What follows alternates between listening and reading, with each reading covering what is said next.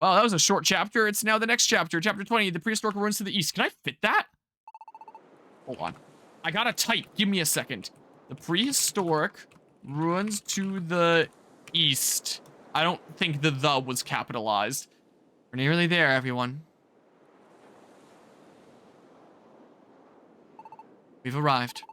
A small island here is in the middle of the eastern sea. And there's where you'll find the undersea cave that connects to the base of the prehistoric ruins. This is the entrance to the submerged cave. You must head below the very seafloor. There you'll find the prehistoric ruins. They were built on a continent where Pokémon once prospered long ago, but it sank to the bottom of the sea. I'll show you the way through, but I'll still ask you two to take the lead while we're in the dungeon. When we're in the dungeon, I'll be supporting you from the rear. That way you two can battle as you need to. Yeah, that's what you say. Or you might just be planning to attack us from behind. I stand to gain attack you in the middle of the dungeon. You're in the middle of the ocean. Yeah, that's true, I guess. It still seems kind of suspicious. Oh yeah, whisper, sir. Whatever he may say, I don't trust this guy. Let's be on guard down there. If you feel like you need to go back to Lively Town for anything, just come and tell me. I'll be here. Thanks, Lappers. I guess we're off. We're headed beneath the sea. But yeah, you have an extra pro controller there, Guzma? Well, I have all mine accounted for, so it wouldn't be me. Okay, it does not fit. Which is where I was adding this, right? Like that? If I take out... What if I just do this? Like...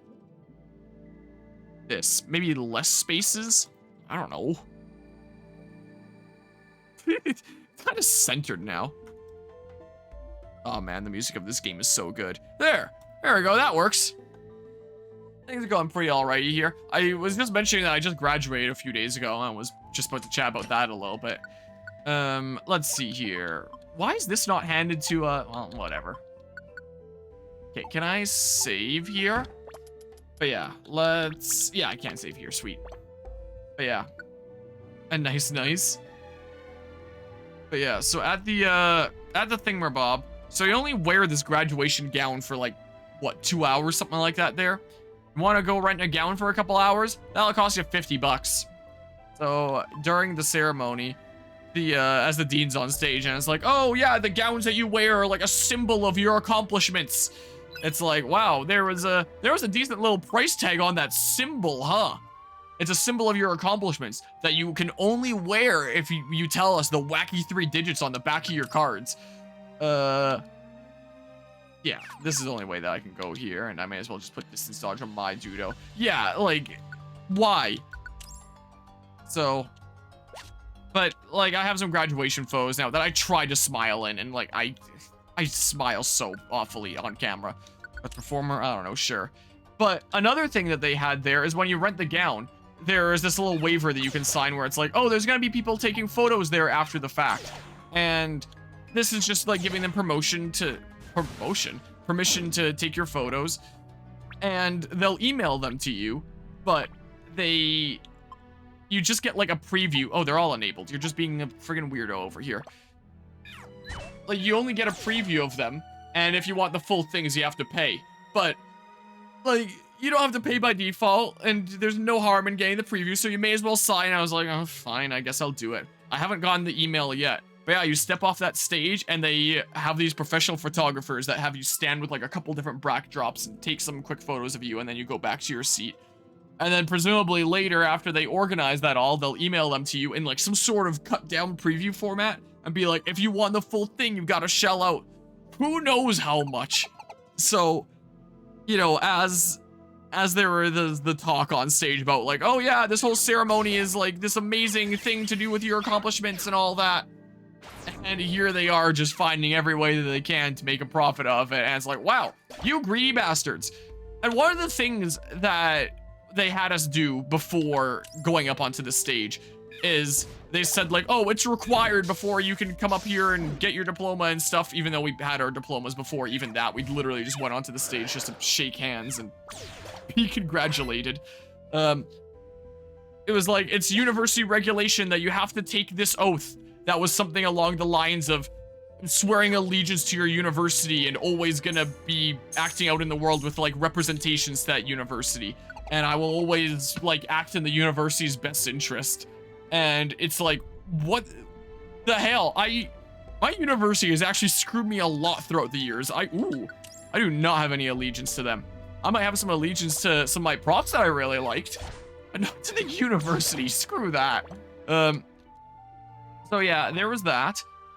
And it was funny when they had that on screen where it's like, here's all these things that you should vow to do. And then it came up on the big screens like, this is the thing that you have to say. Where it's like, I solemnly swear, so on, so on. And they were asked on stage, like, do you swear this, as those words came up? And even though it said the text there where it's like, I solemnly swear, yada, yada. Half of the people, like me, just didn't speak, didn't say anything. And the other half in the crowd just went, yeah! Not a single person said the words that were actually up there. So, it's sharply. That could be pretty good in long battles, like boss battles, but here going through dungeons, maybe not so. Maybe I'll put it back on before we battle Dark Matter. It's not really spoilery to say that's the final boss at this point, like it's pretty obvious. Which is why it's also kind of funny to imagine that you can attract Dark Matter. Oh god. No. I love how the water's even going into the stairs, like when it's not bugging out like this. Yeah, it'd be nice to receive some of those things for free after spending X amount of years, 7 in my case, and money at a university, but nope, more money for them. Your graduation was during COVID, so it was all done online. You were so salty. Oh, geez, that sucks. Ooh, I better intercept here before you absolutely destroy her. Actually, the final boss is the photorealistic scuba dive from SpongeBob. Ah, yes. It surely must be. Oh, what the hell?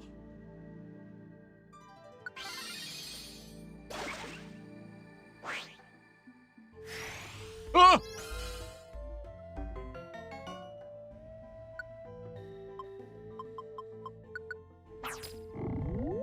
Ronsky, no. Oh god. How do I miss a sleeping target? Twice in a row! 3 times in a row! What the hell? Well, yeah, definitely a Ronskino moment right there. It does have to be said. I'm not reviving Behem. Screw that guy. Don't trust him. I honestly don't even remember, like, the whole whether he's trustworthy or not from playing this a while back, because it's been a hot second, and I guess he probably wasn't that important then. Oh, sweet. Oh, get completely screwed. All the debuffs. Yeah, this was right after COVID, and it was outside. Still didn't go to it. Yeah, I kind of didn't want to go to my high school graduation either, but I did. And, like, the gowns were kind of easy to open. So I remember I had this hat, like, inside my gown. And right after, like, the shaking hands on stage, I'd taken off the stupid flat cap thing, and I put this on. This very hat. I didn't really have that luxury this time. But yeah, I think it does betray you. You also don't remember. Yeah, that's what I'm kind of leaning towards here as well. Oh, God. No, don't engage. No! Might have to redo this dungeon.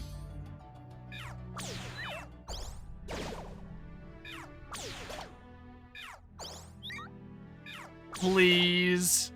I should have given Klexos the distance dodge emerald. Holy crap. But yeah, to be honest, you didn't have a high school graduation because the country went to shit back then. What, it's not right now? There were 6 students in your class. At first I was like, what the hell is this, like, deformed man-tyke? Yeah, our graduation ceremony was literally just take our diplomas out of school and lunch at a hotel. Do be like that adventure hint. I'm bound. I've never been bound, apparently. Pinky. Give me this crap. Here, take this! You obviously desperately need it. I do not care. I have 1 reviver seed left. I'm not using it on you. My goodness. Yeah, that's... Let's all be salty about one another's graduation things together here. Ursum looplet? Who picked that up? What? Torpedo?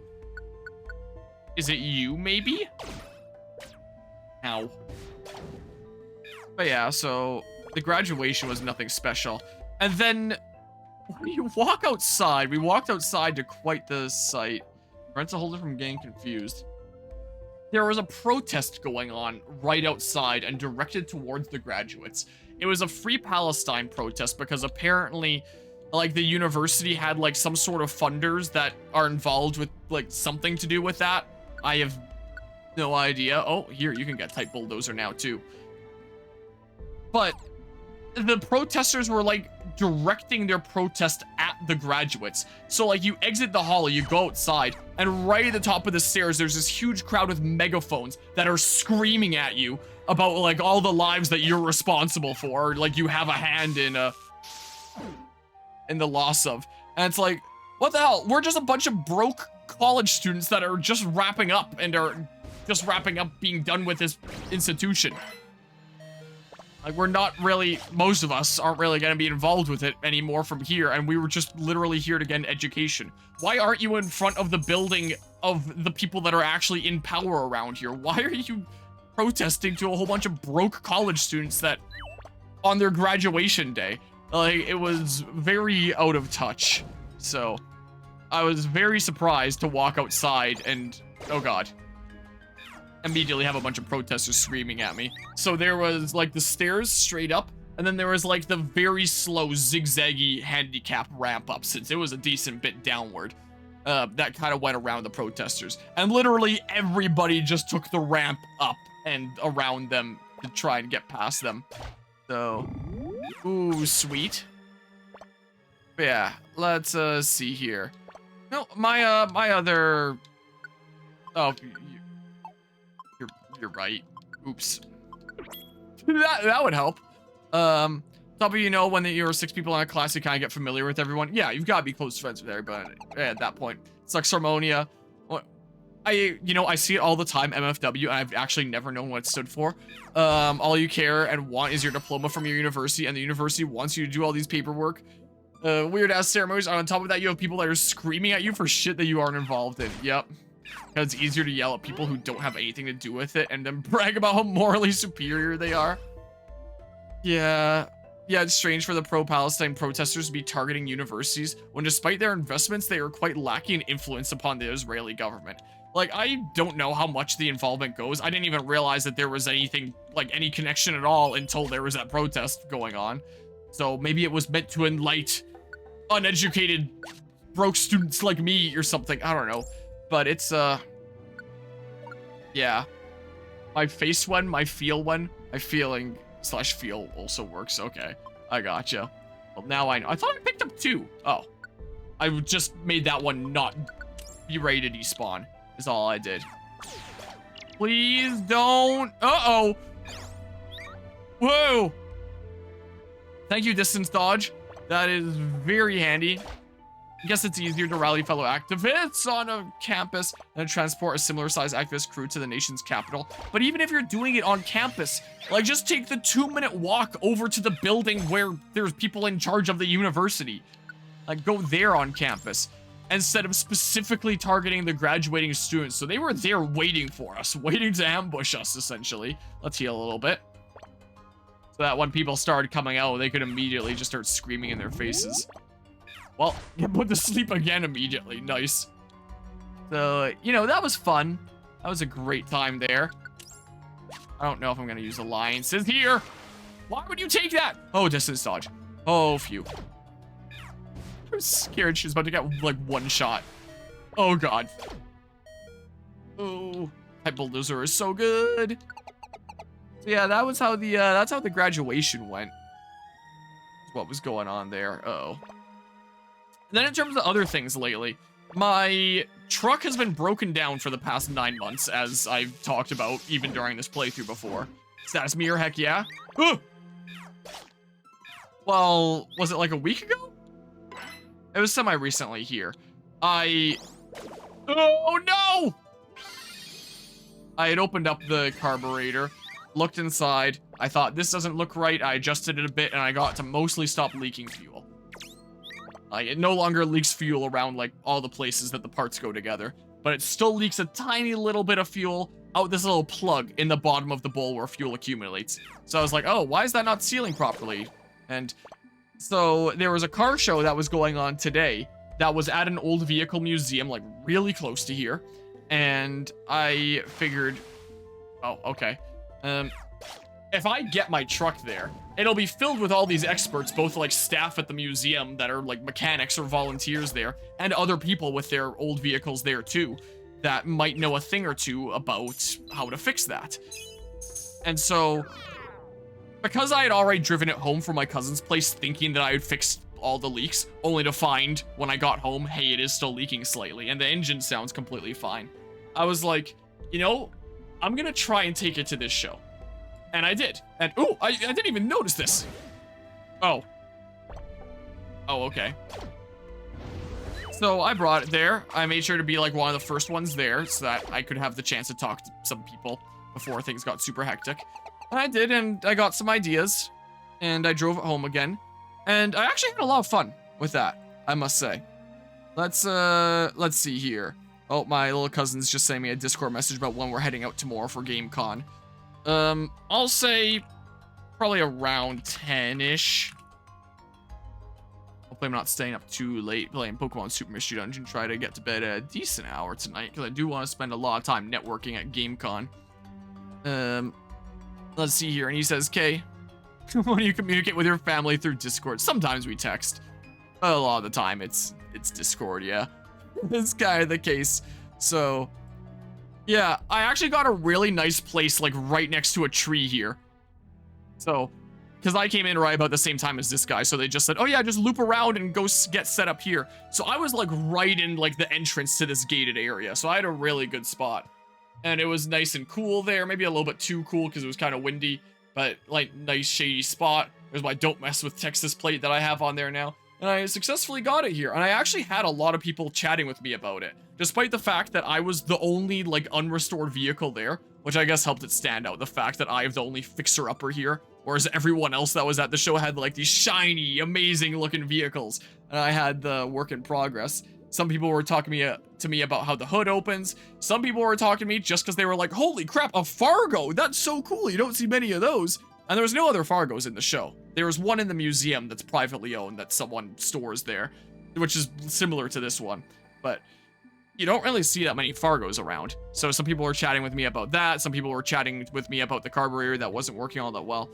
There were some people that were taking photos with it, and I would say, like, hey, you can hop in if you want. And so I had some people, like, hopping into the cab, and I'd be taking pictures of them, and they thought that was so cool because you would typically not have anybody else really be offering that kind of thing at events like that. So a lot of people got quite a kick out of doing that with my truck as well. And I struggle to smile with photos, and especially after the graduation, like, what the heck is wrong with me? Like, I really wanted to get a good photo of myself with my truck, and I just didn't. It was kind of awful.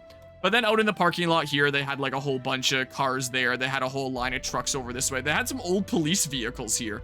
And the policeman that had, like, this van-like car here, he thought that my truck was super cool. I thought that his police van here was super cool. There was only so many of them made, and he was handcuffing people, putting them in the back and taking pictures of them. It was pretty fun there. Yeah, and then this was my area here where I had my truck here right in the opening area, and then you have all these vehicles out around this way. It was pretty neat. I had a good time there. This was maybe a better photo. Maybe not. Anime girl profile pic? Wait.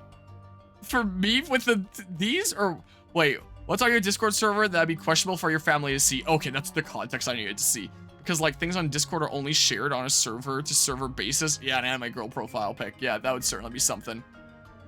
What if... Let's just change my profile picture to an anime girl profile pic. And from there, you grab your online nicks, and from there, more stuff. Online nicks. How, what? So, yeah, I did that. I was the last person to leave, so there was my truck there on its own. And I had a friend that popped by at the end, and Mythic coming out of nowhere, something for 28 months. You catch this Pokemon Mystery Dungeon stream, you really did. Yeah, while we were chatting about the thing that you and I already chatted about for a decent bit, so you already know this story. The case. I appreciate the 28-month resub there, Mythic. Welcome back to Team Enharmonic. Enjoy another month of the emotes and the sub badge and all that fun stuff there. But yeah. Oh, like the links and stuff? Like, I did catch a super mystery. I can't even see my own on streamer mode enabled. A Coust 4 happy. Coust 4 happy.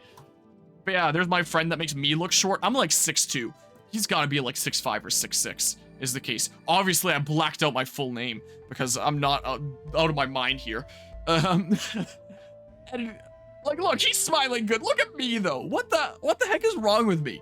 So anyway, so there's that. And he knows how to drive a manual, and I told him that I'd teach him how to drive a 3 on the tree with my truck at some point when it was fixed up. And because I was driving it that day anyway, and it seemed like it was running good, we drove home. He followed behind me to make sure that my truck didn't catch on fire, and we did a little bit of driving practice just in a big open church parking lot since there's almost no vehicles there if it's not a Sunday.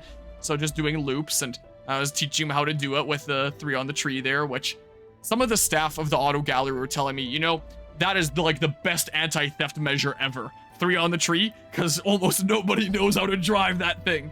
And I was like, yeah, that's true.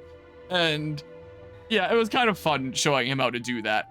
Like, he was trying it for a bit and giving the truck a bit of a death wobble where it needed more clutch or more gas or both or whatever. But he started getting the feel for it. Like, he was getting stuff figured out, which was cool. And it was really nice to have him stop by for a visit there. Also, you can see on my oil bath filter there some of my 3D printed dragons that I brought along just because they're cool.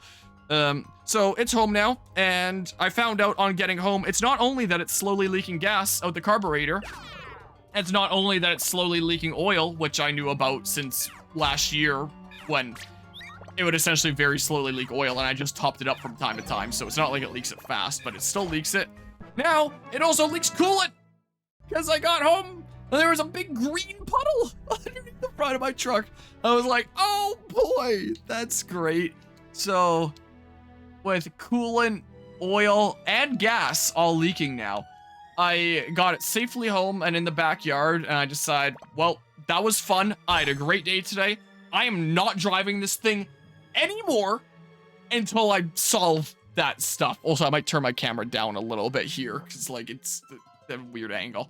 So, yeah, I'm not driving anymore. I'm gonna try and fix that. One of my neighbors across the street is a mechanic, and he brought his service truck home for this weekend to help me work on my Fargo, which was really nice of him.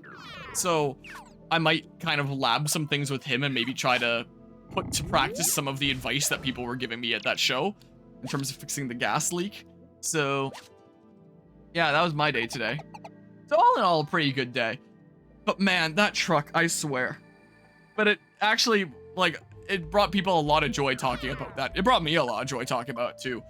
And the people that were getting photos and stuff like that in the cab and thought that it was the coolest thing ever. Like, that really put a smile on my face. Or people that came up to me that were like, whoa, that hood is so cool that it opens like that. That's awesome.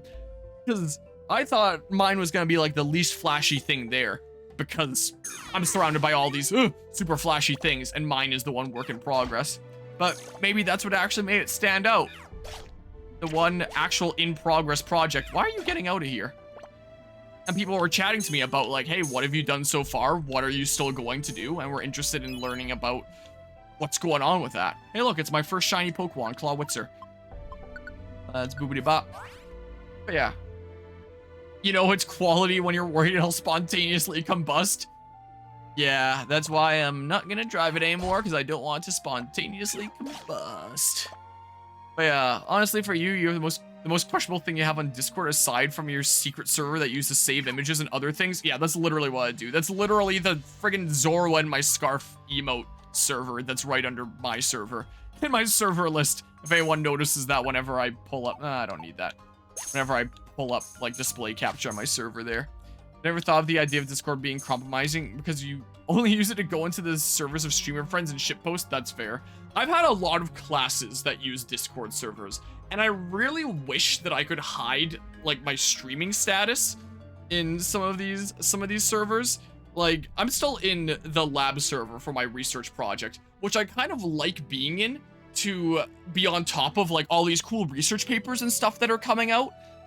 But it's a pretty small server, and I don't really like having it show that I'm live here. I do like having it show that I'm live in a lot of servers that people know when they're checking Discord. Hey, Harmonia's live, I can tune into his stream.